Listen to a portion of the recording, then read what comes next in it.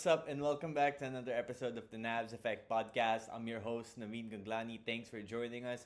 If you're a returning listener or watcher of the podcast, thanks for giving us another chance. And if you happen to be a new listener or a new watcher of the podcast, thank you also for giving us a chance. We hope that you'll be staying for the long haul. Do leave a comment or a review on Spotify, like, subscribe, all that jazz if you can. It would really go a long way in helping the podcast. Thanks. So today we'll be joined by Fortsky Padragao, UAAP champion, played for the Ateneo Blue Eagles and the UST Growling Tigers. Fortsky just recently finished his final UAAP season with UST in UAAP season 88, helping lead the Growling Tigers to the UAAP Final Four for a second straight year. So we'll be discussing that with Fortsky among other things. And let's bring him on. Fortsky, welcome to the show, man. Thanks for being here. Eh, Appreciate it. Thank you, Nabs. Thank you for having me finally. Tuloy na to, natuloy. I know. It's been a while in the making. Before we begin, Fortsky first, curious ako, have you ever tried Cooper's Coffee House?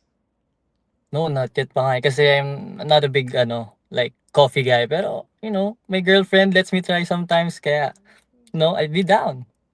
Okay, well, you know what? Cooper's Coffee House is Yeah. one of the partners of the Navs Effect podcast, and they have more than coffee, actually. They also have a Mm. really yummy guava black tea that my wife loves in particular, and other yummy snacks. So you should try it sometime. Cooper's Coffee House, of course, from a friend of this podcast, Alec Villavicencio, one of the best brands out Mhm. there in the country today. So, Fortsky, it's been a few weeks now since the UAP has ended, the Christmas break. I know you're back to work. I've seen your Instagram stories working out with True Focus and company. What have you been up to aside from trying to hone your game and polish your game?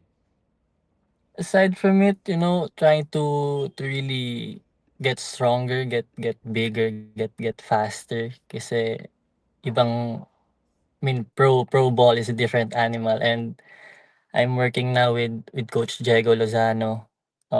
And it's been a few sessions pa lang naman, pero that's one of the things that I'm really trying to focus on right now then. Yeah, for sure. Diego, of course, also works with the likes of Kiefer Ravenna. He's a strength and conditioning coach of the Meralco Bolts, so you're definitely getting top-notch quality in terms of strength and conditioning there. You mentioned about getting bigger. Is that in preparation for the pros?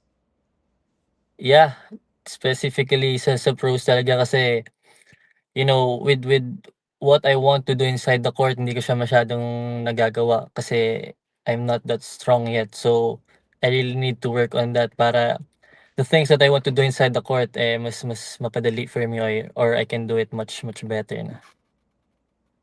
What's your current weight? Is there a specific number you're trying to hit? As of right now, wala pa, eh, pero my current weight is last kanina lang pala 73 kg, so what's that sa pounds? 73 kg.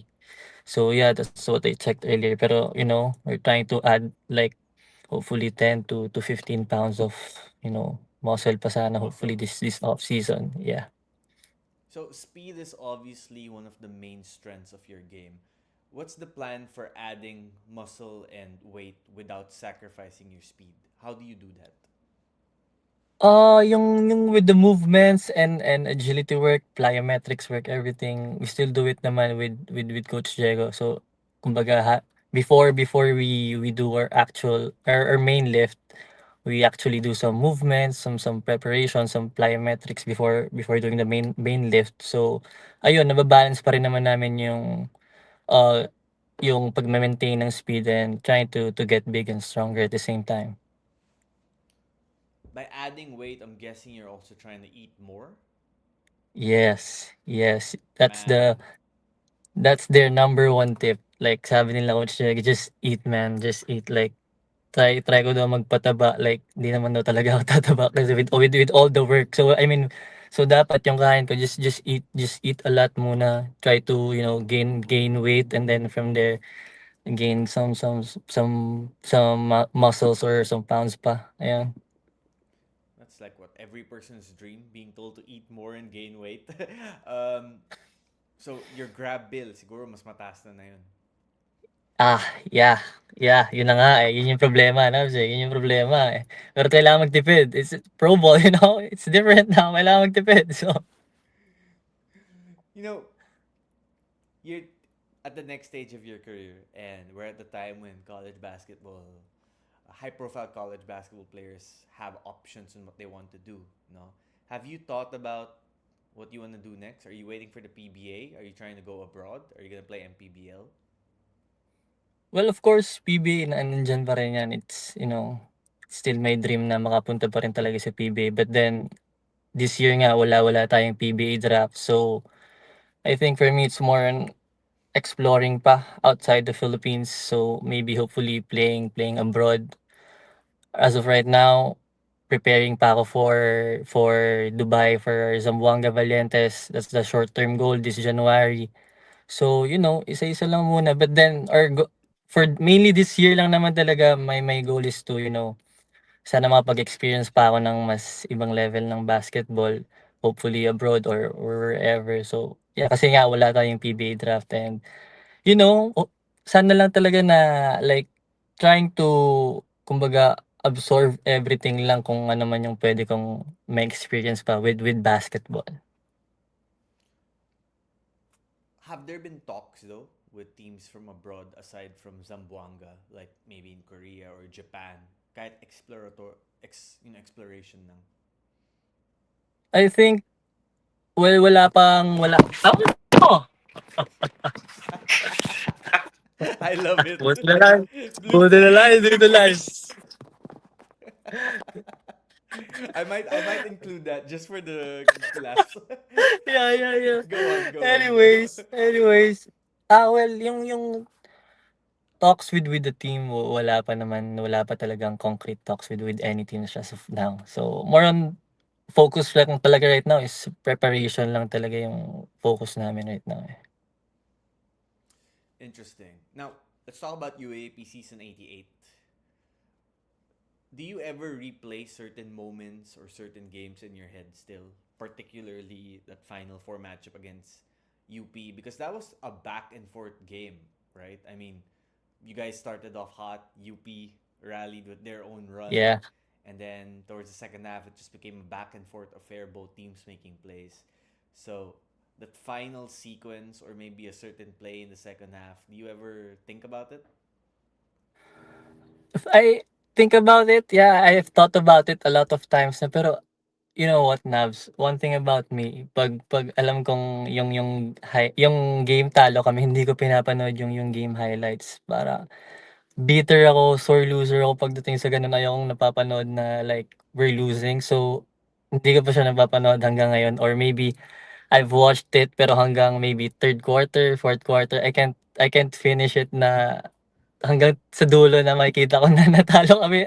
I'm that kind of a person. Pero maybe, some time in the future na 'pag tumagal-tumagal na, maybe 'yun papanoorin ko na hanggang dulo. Pero yeah, when you come to it, well, when it comes to it naman, napapaisip ka rin naman talaga, eh. But then, with the result of what had happened, I think I would live with it. I mean, I trust coaches, plans, decisions during that game, and no regrets, man. Lahat naman binigay naman namin yung best namin during that game, and you know, breaks of the game, hindi lang talaga, hindi lang talaga para sa'min yung game na yun.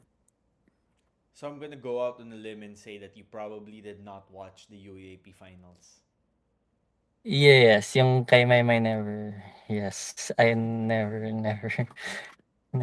Um, it's so funny too that every year you were in the UAP, to some degree in the final four, you ended up playing against UP. No, your first season, your second season, and then your two Oh, years yeah. with UST. Um, but that last play, where for some reason, I guess you guys were trying to foul, but UP was doing a good job playing keep away with the basketball. And there were people even online saying, bakit walang backward violation sa UP when Jerry Abadiano touched the ball? And some people were saying, actually, Fort Key tried to tip it first before Jerry touched it. Do you remember how that sequence went? Did you actually touch the ball before Jerry touched it? Hindi ko na siya matandaan exactly, but then when I saw the replay of that specific play, nakita ko yung angles ng tatlong referee, eh. There's no way that they can call it as a backcourt violation, and with that gravity and yung gulo ng game, I don't think they can still call it na backcourt violation. Pero nakita ko nahawakan ni Jerry talaga, nahawakan ni Jerry, but then you won't call it if ikaw din naman yung referee with that game, you won't call it too. So, yeah.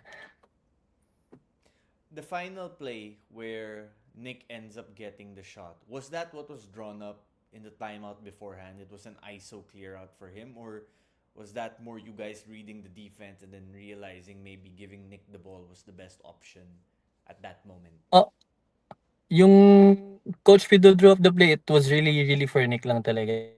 Yung play na yun, like sabi ni Coach Pido, "Nick, bibigay namin sa'yo 'to. Tiwala kami sa'yo." And I even told Nick na, "Nick, papasok yan, tiwala ako sa'yo."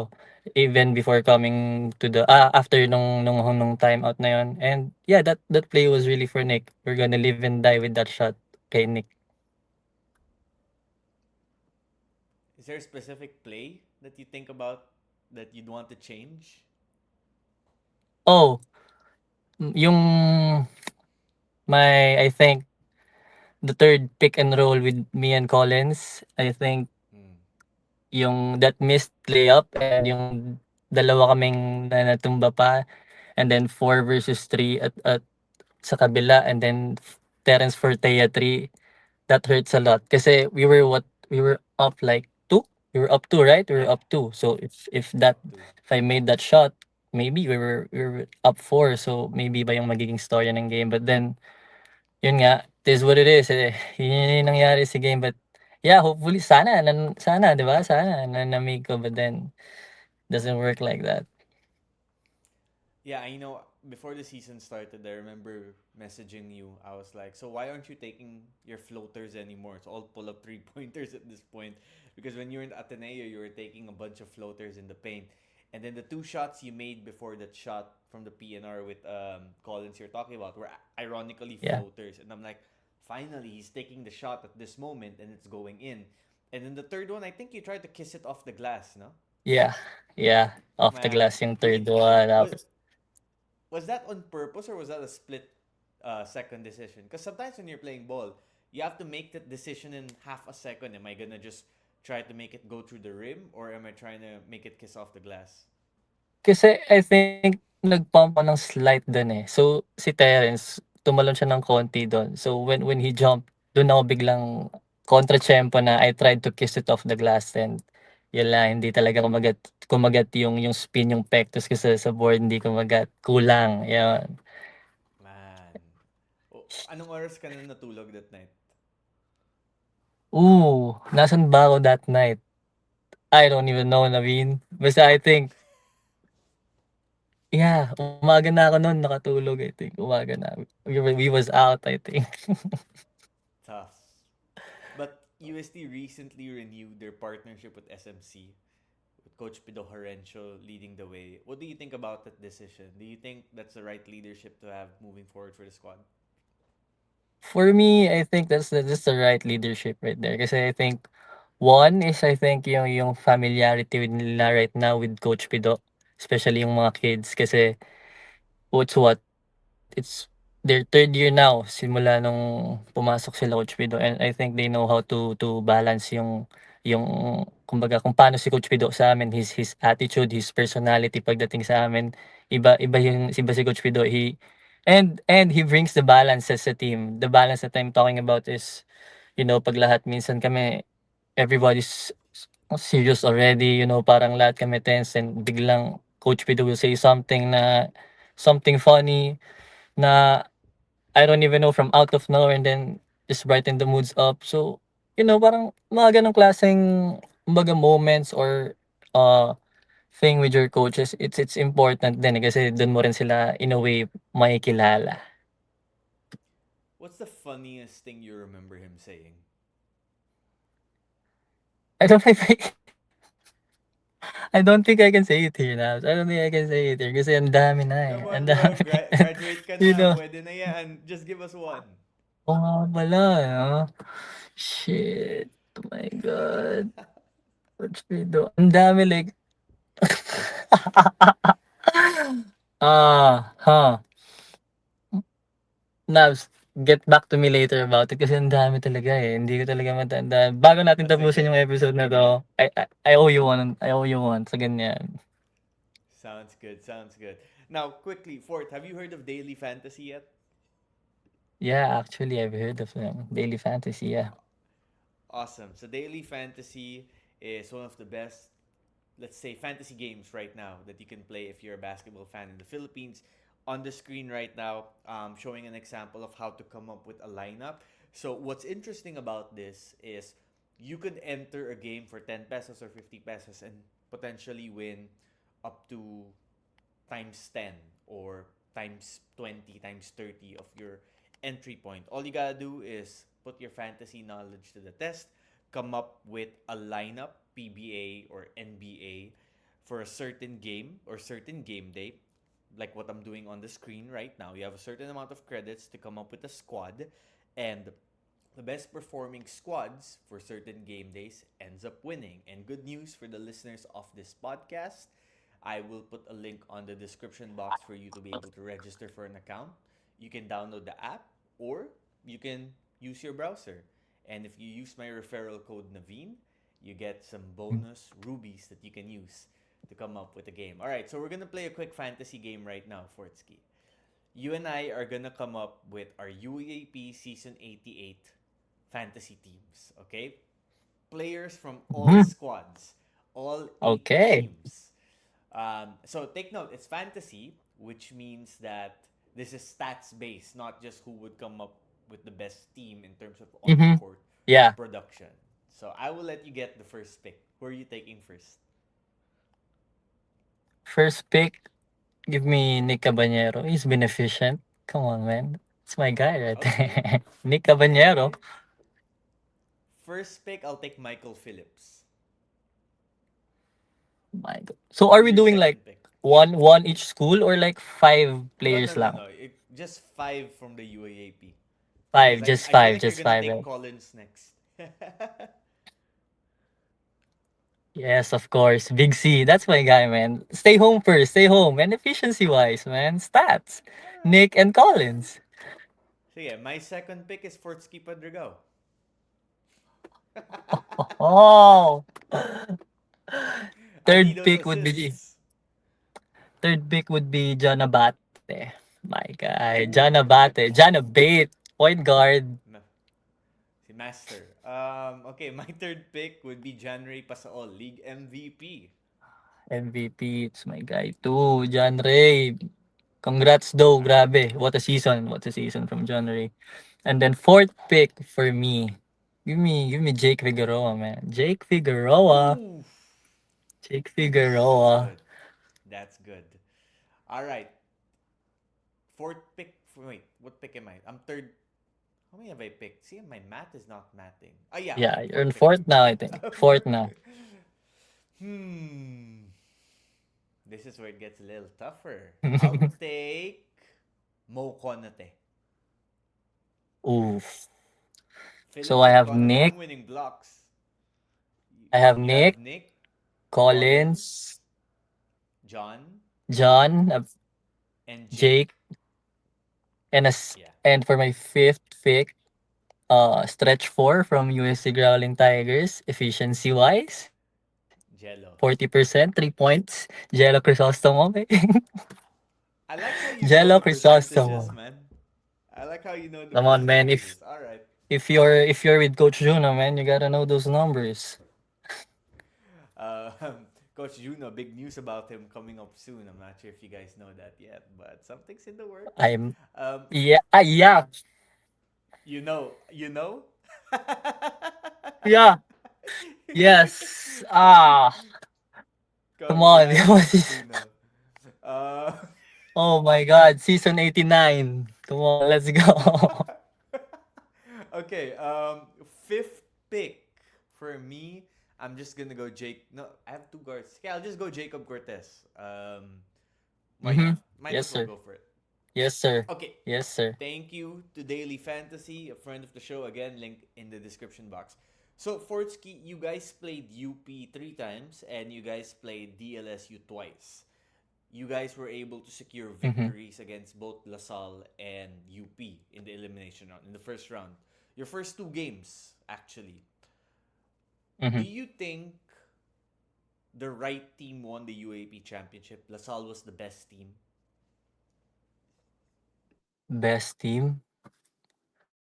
How do I describe this Lasal team? Kasi like their story, ang ganda ng story ng championship run nila, eh. So, I don't they might not have been the best team, but I think they're the most, how do I say it? Sila yung talagang alam mo yung unified na team? I mean, you can see it, eh.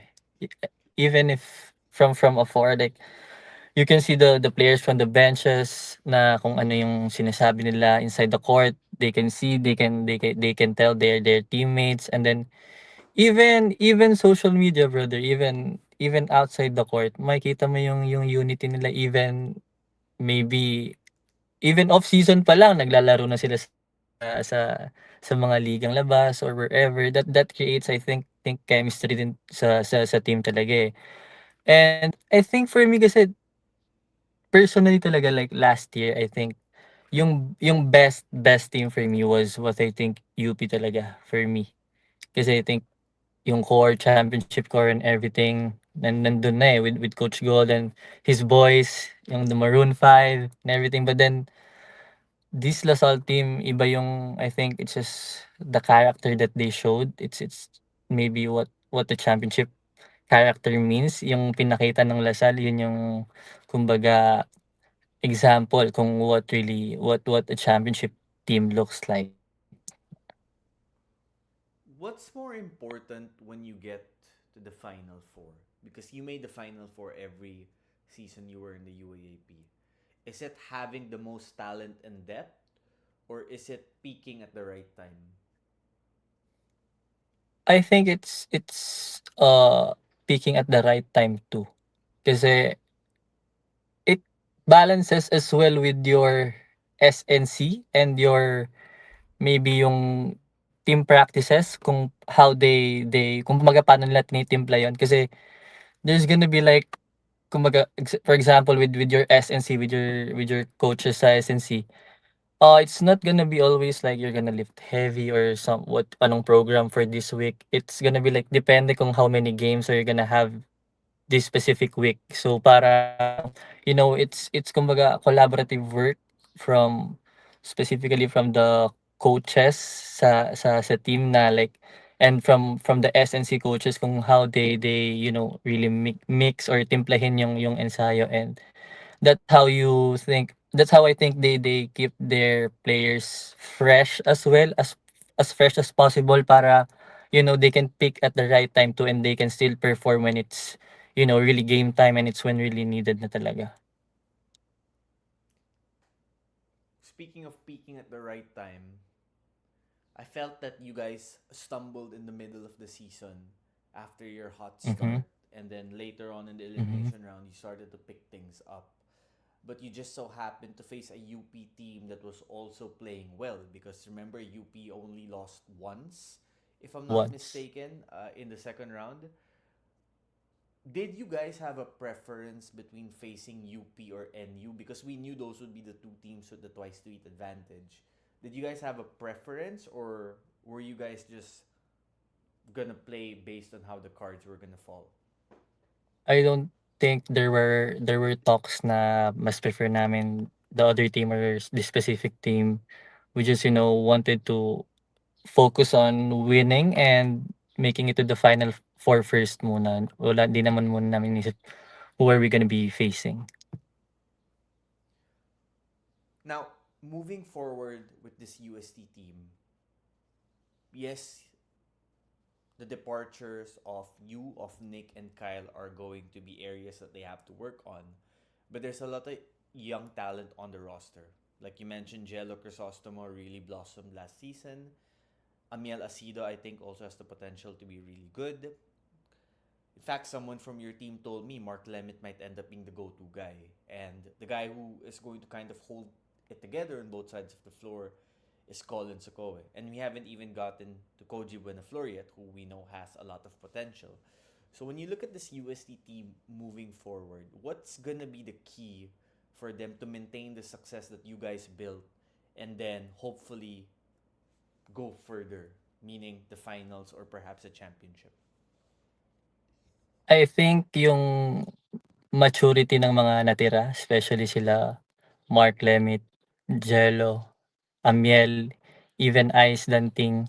I think yung maturity nila, how they bring themselves coming to this season 89 sa team nila this season. And then I think, trying to hold each other accountable pa rin every time sa practices nila. And trying to for those four guys na trying to take a bigger responsibility this season 89, because I think maraming maraming mga bago pa rin na papasok, and I mean sila Koji and the other rookies hindi pa naman sila talaga, I mean, ganun katagal na sa UAAP. So there's gonna be guidance pa din from these four guys, hopefully, I think. And I think they're gonna be ready din naman kasi they know how to lead din naman, especially those four guys. I'm not sure if you saw this, but there was a video after the loss to UP while the UP hymn was playing of Collins just banging his head on the court cushion. It was on Instagram. We posted it on All Star. Yeah. You know, obviously everyone is competitive, but I don't think people realize how competitive Collins is in particular. No, backstory quickly. He could have gone to LaSalle, and him and Mike Phillips Yeah. together as the bigs of DLST. Yeah. I mean, that would have been bad for the rest of the UAP. LaSalle just won. LaSalle just won the UAP championship. Imagine dealing with 40 minutes of Phillips and on the court. But he went to UST in part because they offered him the chance to get a lot of playing time right away to be the main big guy. What to you are the areas that Collins has to improve on moving forward to be an even better player? For Collins, I think si Collins kasi matalino siyang player, eh. I think he just can't execute it properly right now because of his rookie year. Maybe he needs more, reps of his passing and everything.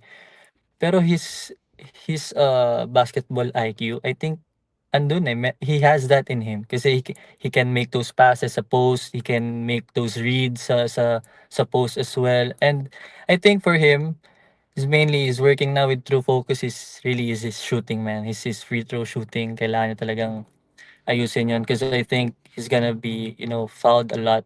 He's gonna be fouled a lot for more for the upcoming years. So I think that's one, too. But then, I think just really improving his post presence, his post game. I think it's gonna be more refined because I think si Collins din kasi he's a hard worker. He's a hardworking guy. Because one backstory lang din kasi when we were already training with True Focus, right? So, with me, sila Miel, sila Jello, sila Nick, and then Collins was bago pa lang si Collins sa team namin nun, eh. And then we were our practice kasi is our practice is at 1 p.m. and then at 12 we start our, skills training with True Focus already, and si Collins I think dumating siya mga around 12:15, 12:30. Tapos he was just walking, tinitignan niya kami sa court. Parang nagulat siya, oh. I think the back of his mind, sabi, oh, may ganito pala. And then the next day, or that same day, he messaged Coach Jolo, Coach, let's work. I wanna work with you guys. Ganto, ganyan. And that's, I think, 1 month before the UAAP starts. So I think, yeah, that's when we came back from Korea trip. And then from there, they started working and everything. And look at him now, and still continue improving. And even at his first year, Mythical 5 already, almost MVP, I think. And what? A Almost. legit 19, 18 years old. That's a legit 18, 19 years old. Kasi So that's a what you're legit saying 18 is years.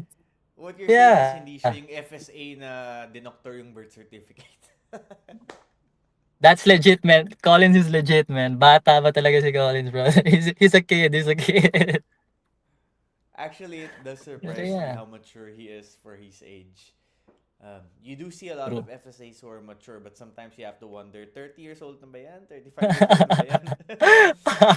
um, sliding doors moment. After you departed Ateneo, you had the chance to go to UP. There were some talks Mhm, involved. There were some developments that nearly made it happen. Ultimately, UP decided to go another way and you decided to mhm. go another way. Do you ever think about what would have happened had you gone to UP? What you would have achieved with that team given your history with Coach Gold?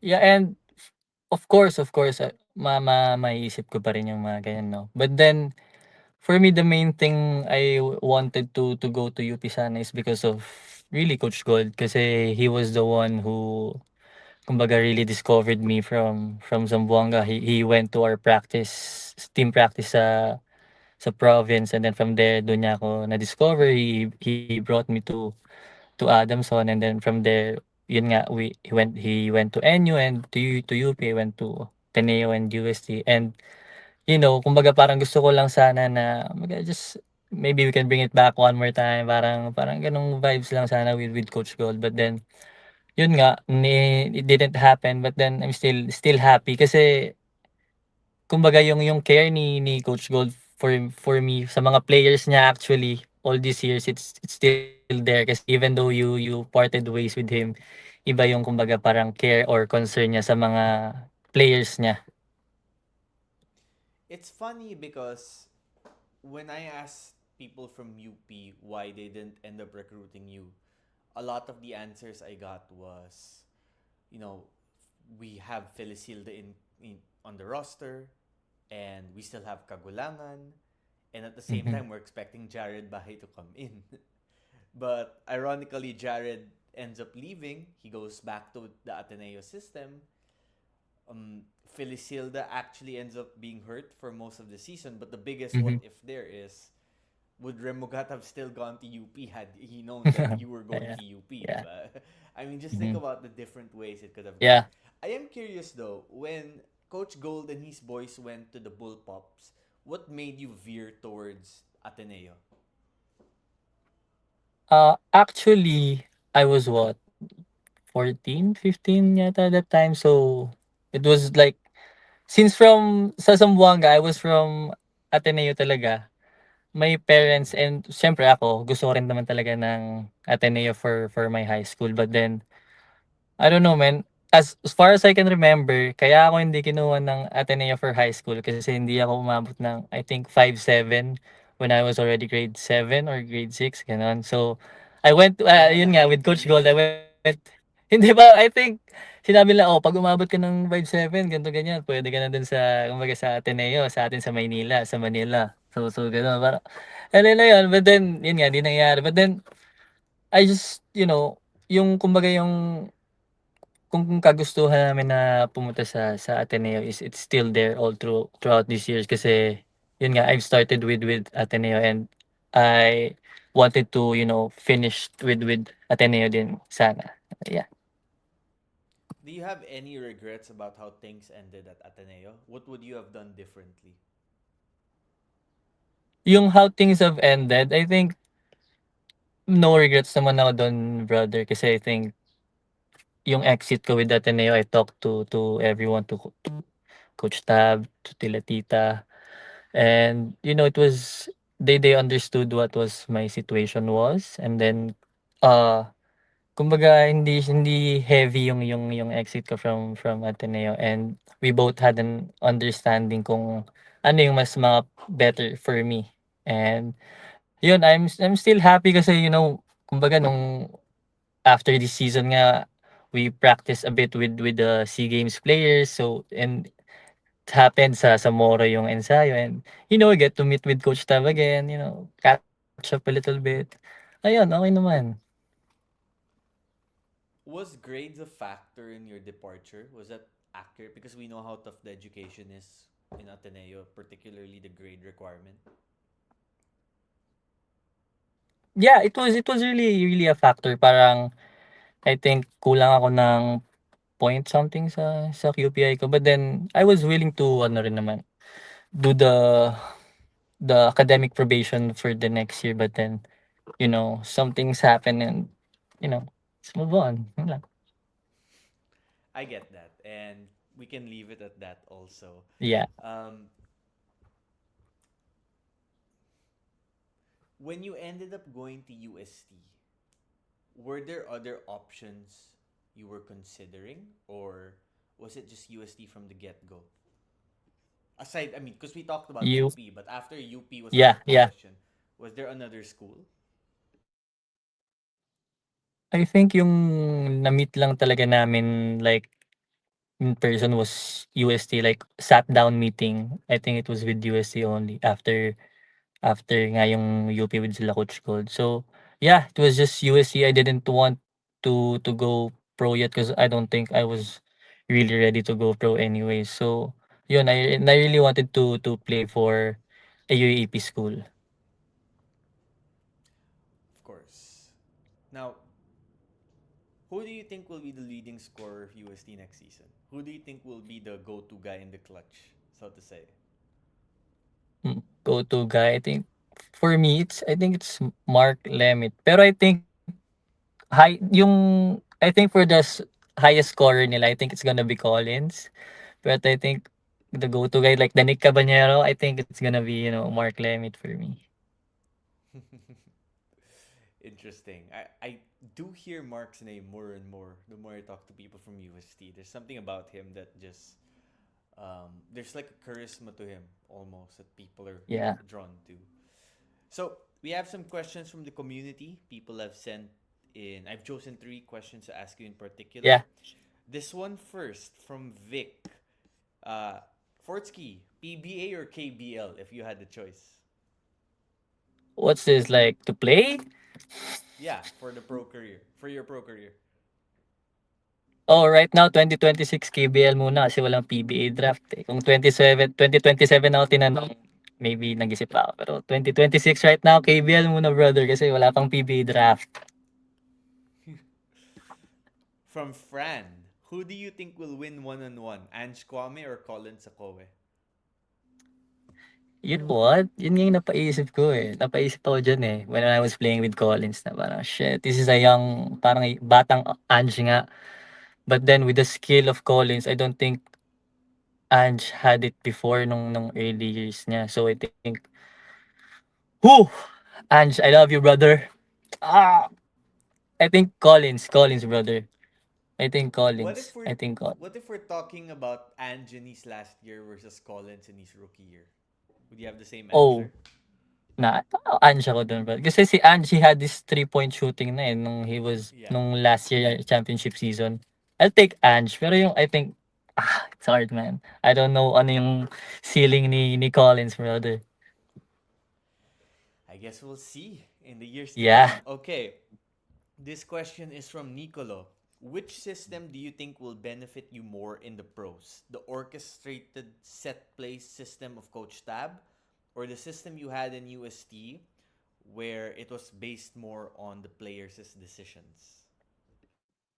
Ooh, it's a good question. I think it's gonna be a mix of both kasi I think there are still coaches out there na they still want to run their plays or yun nga like orchestrate their set plays and everything. But then with the system that I ran with UST, this is a system na parang na I enjoyed really. Parang it's just a free will basketball, just read and react with each other. It seems easy, pero you gotta credit our coaches din eh. They created an environment wherein we were forced to make decisions kumbaga off of a concept sa mga advantages, disadvantages.